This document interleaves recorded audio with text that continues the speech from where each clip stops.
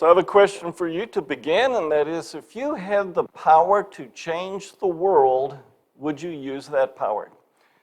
If you had the power, say, to come up with a cure for cancer, would you use it? Or how about this one? If you had the power to bring about peace in the Middle East, would you use it? Well, you might not have that type of power, but we're going to look at a power tonight that you all do have that I hope you all will use. It's in our continuing study of the book of Proverbs and even with relationships. And today I want us to look at the subject matter of the power of the tongue. We all have that potential. We all have the power. And as we look first at chapter 18 of Proverbs, we come to the first overarching major point for the message, and that is that this is the power of the tongue that we're going to look at. Chapter 18, verse 21 says that death and life are in the power of the tongue, and those who love it will eat its fruit. So if you speak positively of other people and you encourage them, you're going to get that in return. And of course it says, if you say negative words towards people, you'll have to eat those as well. So a wonderful encouragement to us that the more we speak positively to others, the more we will get that in return. It is very powerful. I think of many episodes in history where people were encouraged because of the words of others. Some of you may know D.L. Moody, a man who was young in his time, and he heard a minister by the name of Henry Varley to speak. And the minister said, "The world has yet to see what God can do through one man whose heart is totally consecrated to him." When Moody heard that, it exploded with excitement inside of him, and he said, "I want to be that man." Something that simple inspired him to be the great D.L. Moody we know today. Now we'll read a few other verses which talk about the power of tongue for the negative. That'll be only negative stuff we mention today. But if you look at chapter 15, verse 4, it says, "A soothing tongue is a tree of life, but perversion in it crushes the spirit." Chapter 16, verse 27 adds, "A worthless man digs up evil, while his words are like scorching fire." You know what it's like to receive negative words. They can burn terribly. We'll look at just one other. It's chapter 18, verse 8, which says, "The words of a whisperer are like dainty morsels. They go down into the innermost parts of the body." So yes, the tongue can be used for evil, but we're going to focus tonight on how it can be used for good. And I'd like to spend the balance of our time looking at different ways that our tongue can be used in a very positive way to encourage others. So look first now at chapter 10, verse 20, and the first topic, or subtopic you might say, for this is, do we speak words with a righteous heart? It's amazing if you don't have a righteous heart. You have to think hard about what you need to say. Will it offend someone? And maybe I can say it a more positive way. But if you have a righteous heart, it just more naturally comes out. Chapter 10, verse 20 says, "The tongue of the righteous is as choice silver." That's all we need to read. The tongue of the righteous. It's almost as if it says it automatically speaks. Well, if I have a cup in my hand that's filled with Chick-fil-A lemonade, I mean all the way to the top, to the mouth of the cup, there's only one thing that can come out of the cup: fresh lemonade. And if I fill it only half filled with lemonade and then fill the rest with muddy water, and then someone nudges, it's like you have to wrestle with what's going to come out. Is it going to be half and half? But if your heart is totally filled with righteousness and purity, it more likely says the right things for other people. We can see this also in other passages. Look at chapter 11, verse 9, which says, "With his mouth the godless man destroys his neighbor." I mean, he doesn't have any lemonade in his cup. It's like all mud. So when he speaks, he doesn't even know what to say. Then we go to chapter 17, verse 7, another of many verses we could look at. And it says, "Excellent speech is not fitting for a fool." He doesn't know how to speak. So we'll bypass the negative on this and simply focus on the positive. The more you fill your heart with righteousness, the more positive words will come out. God says elsewhere in the New Testament that whatsoever things are true, whatsoever things are honest, whatsoever things are just, whatsoever things are pure, whatsoever things are lovely, if there be any good report, if there any virtue, if any praise, think on these things. So if we constantly focus about the positive and think about God, we will automatically focus on the positive things of others. Obviously, if we're not focusing on God, it'd be easier to look at a person's negatives. So a huge point is for our own hearts to be positive. It will be more of a natural response to speak positive words to others. Let's go to the second category, and that is we can speak properly if we speak with good and pleasant words. With good and pleasant words. Let's look at chapter 12, verse 25. And it says, "Anxiety in a man's heart weighs it down, but a good word makes it glad." Does that floor you with the amazement of power that exists in your tongue? That if someone around you is full of anxiety, you can actually speak words and watch his countenance go, and be relaxed because of the words you use. But notice it says in the second half, a good word makes it glad. So we're going to look at another verse, chapter 16, verse 24. And here's where I pick up the adjective pleasant. It says, "Pleasant words are a honeycomb, sweet to the soul and healing to the bones." Isn't that incredible? You can actually help someone in the hospital who's sick simply by saying positive words. Now, obviously that means if they're already thinking negative words, they're destroying themselves. But if you speak positive words, you can totally change their countenance and fill them with energy, simply with good and pleasant words. I thought this week about what would good and pleasant words be. And here's my best response for that. That good and pleasant words contain truth which address the lies that are producing their emotional pain. So if they feel like they're worthless and they're no good,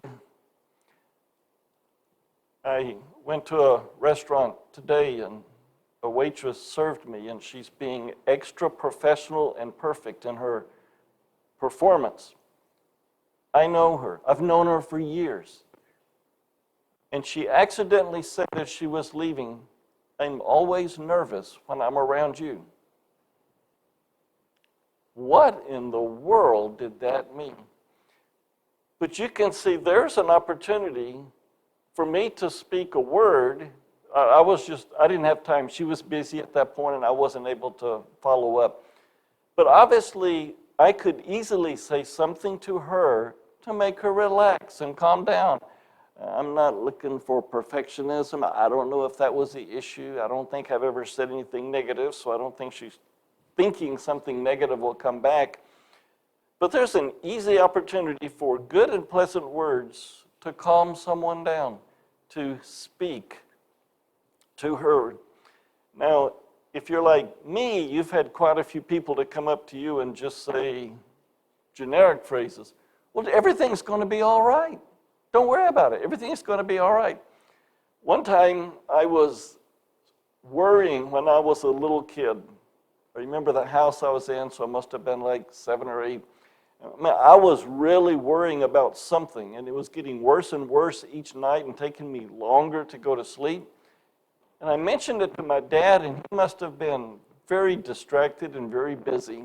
That's my understanding now. But he looked at me and he said, well, don't worry about it. You know what? I believed him, and everything was fine. So the words you use are not just whether or not they're good or bad. I mean, it has to be something that the other person will understand and go, oh, okay, now I'm a second-born child, so that's more likely for me to believe that because I'm gullible. So I just kind of went, okay. And I was as calm as I could be. So speaking pleasant words. Let me give one more illustration, which I gave many, many years ago here. But the very first time I understood this principle was when I worked at a very, very, very large corporation called McDonald's Hamburgers. And after 3 months of working there, it was getting near the end of my 8-hour shift. I was tired, and I was already thinking to myself, I can't wait to go home. I am just tired. It's been a good day, but I'm really tired. There was another order. Hey, Randy, I bought another order of 12 burgers. So I finished them, I sent them up on the tray, and the manager said, hey, Randy, these burgers look good. And it was like a blast in me of shock. I'm thinking, I've been here 3 months, and that's the first time anyone has ever said anything positive about my work. I mean, I had energy galore. If they had asked me to work another 8 hours, I would have done it with joy. And what was the difference? Before I was tired, and all of a sudden they said one phrase, Randy, these burgers look good.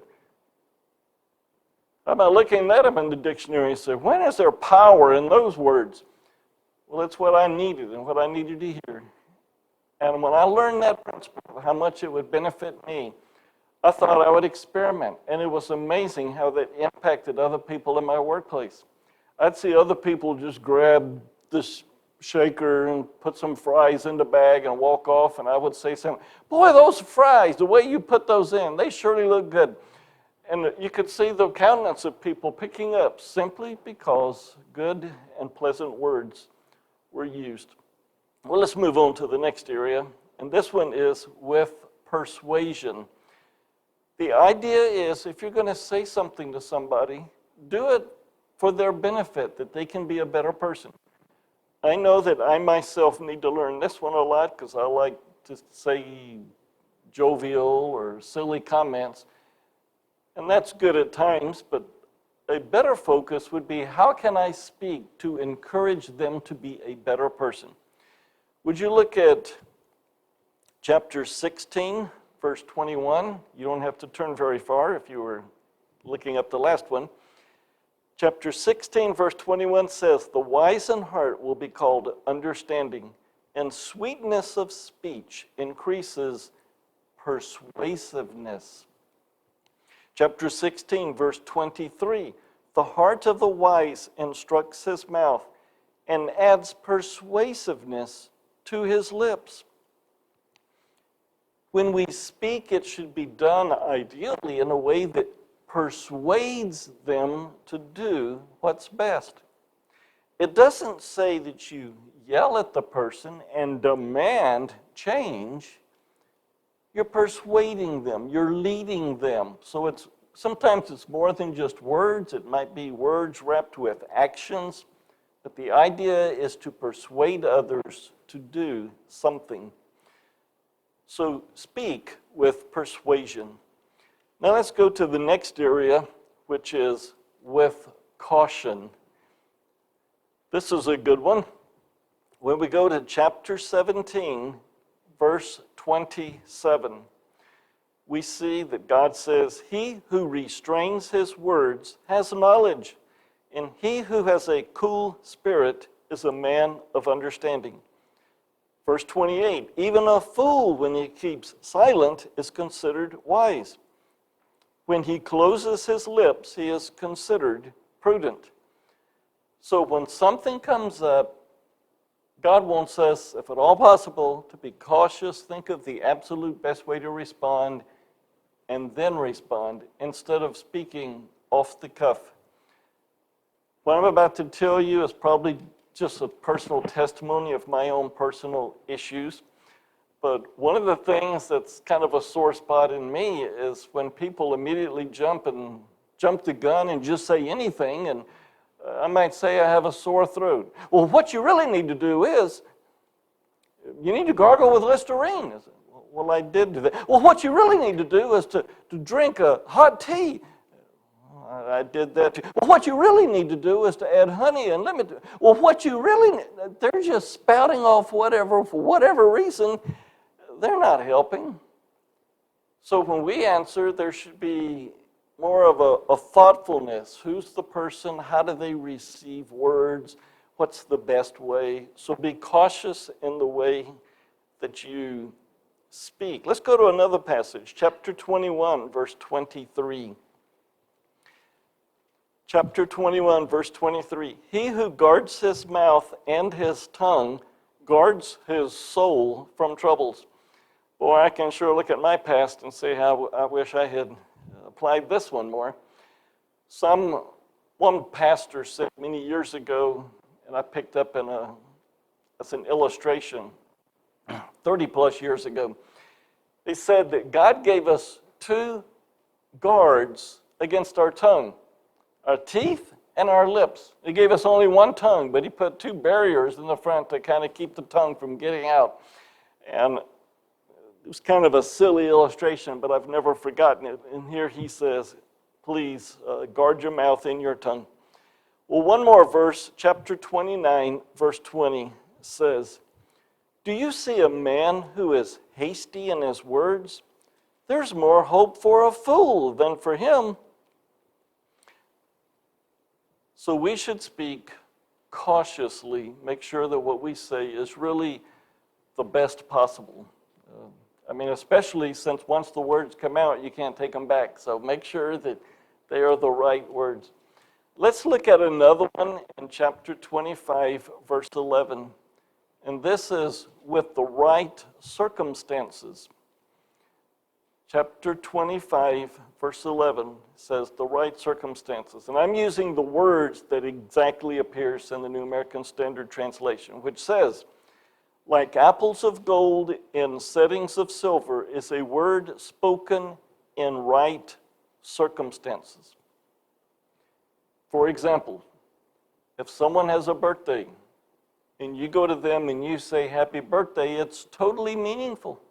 It is appreciated. But wait 6 months and say it to them, especially if they're a woman, and the response will be different. Happy birthday. What do you think? I'm getting old? So it needs to be on the right time, the right day. For parents to be at a child or grandchild's graduation, if they're able to attend, instead of realizing 6 months later, oh yeah, you graduated, that was nice to hear. The right time is huge. It's amazing. You can have very few times of complimenting and praising at the right time and get more effect than thousands of comments that are not the right time. So people express, they want to know that they did well. Boy, I really appreciate what you did. At the time that they are looking for it, it is appreciated. So look for those moments where people are looking for that appreciation at the right time. Well, let's go to yet another. This is the sixth area, with the right listener. What does that mean? Well, let's find out. Chapter 25, verse 12 says, like an earring of gold and an ornament of fine gold is a wise reprover to a listening ear. One of the things that struck me for the first time, I memorized this verse over 50 years ago. But it's like, I think just this week, it hit me like an earring of gold and an ornament of fine gold are your words to a listening ear. it's like the positive words that you say are so appreciated, they dangle them on their ears for everyone to see. I appreciate how much what you said, and look who's hearing it. A person who needs to be reproved. If they want to grow spiritually, and you go to them and say, hey, I have another area to help improve, they go, wow, I appreciate it. This is not exactly reproving, but it's parallels this pretty well. One guy at another church years ago had nice clothes, but he just kind of picked whatever jacket with whatever tie, with whatever shirt, and whatever pants. There wasn't really any order to it. So I just kind of mentioned to him, a good arrangement is to wear 3 colors, 1 dark, 1 light. He said, okay, I'll give that a try. The craziest thing took place. As he's dressing up each week, the women in the church were like going crazy. When did you become a GQ man? Wow, when did you become this extraordinary? Where'd you get all this money to buy all these suits? It was amazing how saying something as simple as that, he appreciated it instead of getting upset like I'm trying to tell him his clothes are wrong. But he listened to the reproving, and he took it positively, which is the way he should. And he just thought that was so hilarious. He could get all this attention. Well, if you know what I mean in a positive way, all these positive words because of the way he was then able to dress. A similar verse that goes with this is Matthew 7:6, which Jesus says, give not that which is holy unto dogs. If someone you need to say something to isn't willing to hear it, it's probably better not to even say it. Now, if it's your child, you have to. If it's a subordinate of any type, you need to say something. But if people aren't going to listen to being reproved, it would be better probably just to move on. Every once in a while, I meet someone who's like this. I mean, they almost grab me by the shoulders and demand I tell them all their faults. They really do, and they really appreciate it when you do. That's just their personality type, and I haven't gotten used to it completely, but it is a lot easier for me now just to say something to them, and they go, oh, I appreciate it. Most people not that way, but the key point here is if you want to encourage someone, it's also greater, especially if a person is willing to hear. Now we come to the last one that I want to, it just so happens to be the last as it appears in the book of Proverbs. It's also the one that's probably the most challenging to understand, so we'll take an extra minute on this.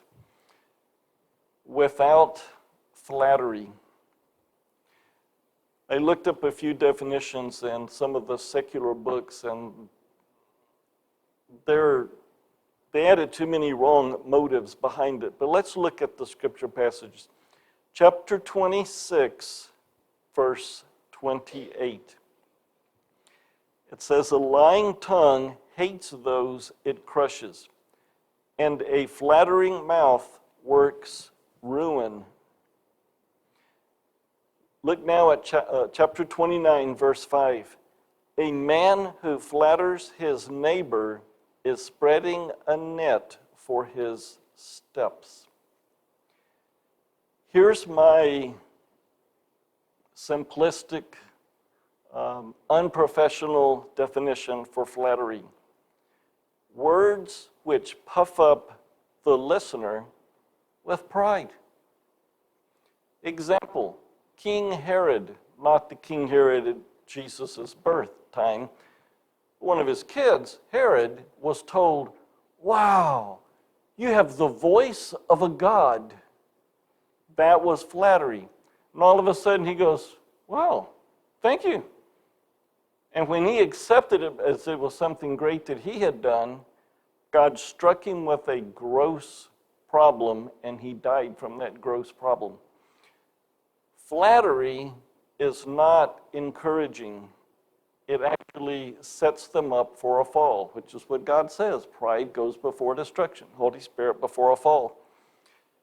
So another explanation for flattery is focusing on something that maybe God gave to them or that God put into their life. Can you imagine walking up to someone and saying, boy, I sure appreciate you. You're a woman. What is it?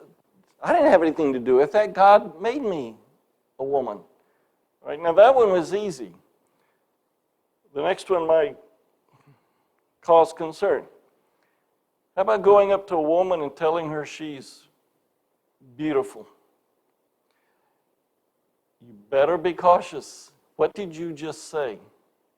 There's another woman standing over here who heard you say that, and you're not saying it to them.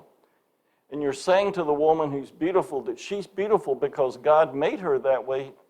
Now, if she did something to make herself that way, that's where you praise a person. But if it's something that's natural, be cautious. You're saying, what I appreciate about you is you're a woman. Or if you stand 6 feet tall, what I appreciate about you is that you stand 6 feet tall. That's nothing that we did on our own.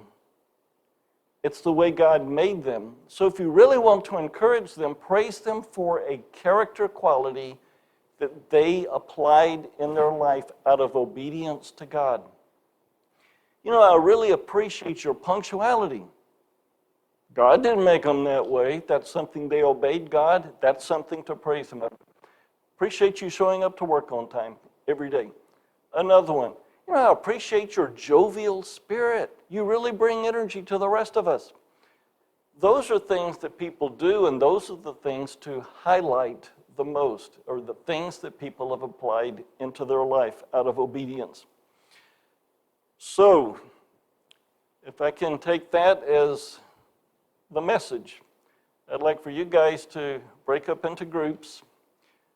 And this is what I want you to do. It's the two things at the bottom of your sheet for conclusion or application. I'd like for you to do two things: praise and thanks to the other person. Here's more specifically. Praise them for a character quality that's in their life. So mention a praiseworthy character quality that they have applied, that they are jovial, that they are obedient, that they are kind. Any definition of love, you're very forgiving, you're patient. All of those are good things to praise people for. So state what they've done in their character. And the second thing is thanks. How has that benefited you? You know what? Because you are so jovial, that encourages me. I appreciate it. Sometimes I'm down during the day, and when I'm around you, you just lift my spirits. So the first half is praise. You mentioned their character quality. The second thing is you say how it impacted you.